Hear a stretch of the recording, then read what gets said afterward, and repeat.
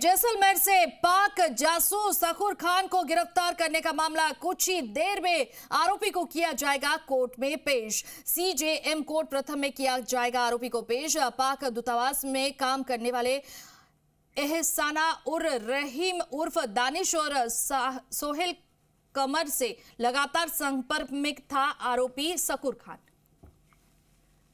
विनय पंत हमारे साथ जुड़ रहे हैं। विनय, क्या कुछ जानकारी है, अपडेट क्या है आपके पास?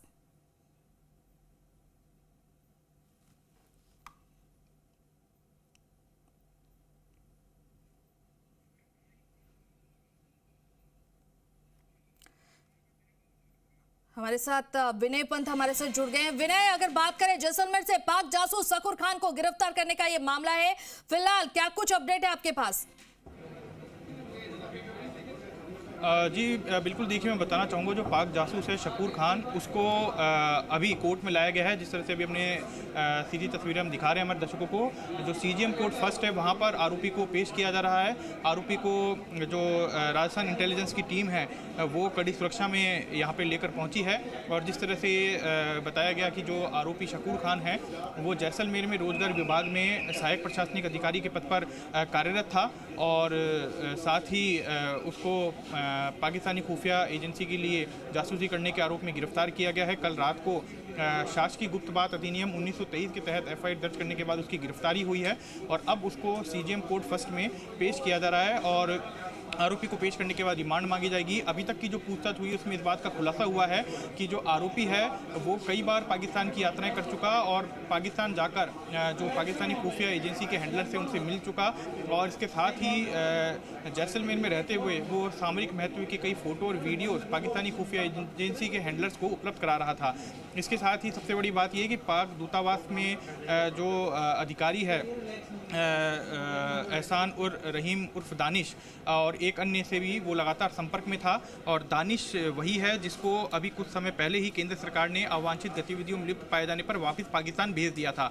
उससे भी ये लगातार संपर्क में था, उससे कई बार पाक दूतावास जाके मुलाकात भी कर चुका था और उसी के सहयोग से पाकिस्तानी वीज़ा प्राप्त कर कई बार पाकिस्तान की यात्रा कर चुका था। पाकिस्तान में आईएसआई एजेंट से मिल चुका था और न केवल खुद पाकिस्तान की यात्रा कर चुका था बल्कि दूसरे लोगों को भी पाकिस्तान का वीज़ा दिलवाकर इसने उनकी यात्रा करवाई थी।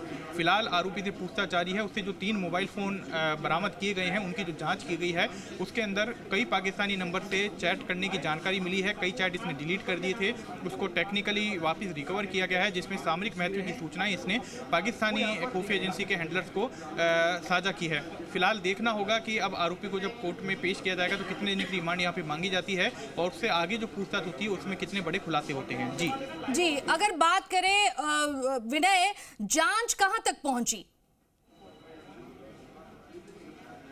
जी बिल्कुल, देखिए जैसलमेर में रोजगार विभाग में डब्ल्यूओ के पद पर जो ये आरोपी है शकूर खान वो कार्यरत था और सेंटर एजेंसियों से इनपुट मिला था जिसके बाद इसको राजस्थान इंटेलिजेंस की टीम डिटेन करके 3 दिन पहले जयपुर लाई थी। जयपुर में जो इससे कई खुफिया एजेंसियां जो है, चाहे बात की जाए सेंट्रल की जो एजेंसियां उनके द्वारा भी लगातार पूछताछ की जा रही थी और अब आप देख सकते हैं यहाँ पर जो आरोपी है उसको कोर्ट में पेश किया जा रहा है। इंटेलिजेंस की टीम कोर्ट के अंदर उसको भी पेश कर रही है, कुछ ही देर में उसको लेके आएंगे और अभी तक की जो पूछताछ हुई है उसमें यही खुलासा हुआ है कि वो पाकिस्तानी खुफिया एजेंसी के लिए लगातार काम कर रहा था, पिछले काफ़ी लंबे समय से काम कर रहा था। कभी जो ऑपरेशन सिंदूर हुआ उसके बाद जो पाकिस्तान ने नापाक हरकत की, जो ड्रोन उनके द्वारा भेजे गए जिसको हमारे एयर डिफेंस सिस्टम ने गिराया, उससे संबंधित कई फोटो और वीडियोज़ भी इसने पाकिस्तानी खुफिया एजेंसी के हैंडलर्स के साथ शेयर की थी और उसी का इनपुट जो है सेंटर से मिला था राजस्थान इंटेलिजेंस को, जिस पर ये कार्रवाई की गई और जो स्पेशल पुलिस थाना है जालाना में वहां पर शासकीय गुप्त बात अधिनियम 1923 के तहत कल रात को एफआईआर दर्ज की गई और आरोपी को उसमें गिरफ्तार किया गया है। फिलहाल आरोपी से लगातार पूछताछ जारी है। ठीक है, चलिए, बहुत बहुत शुक्रिया तमाम जानकारी के लिए।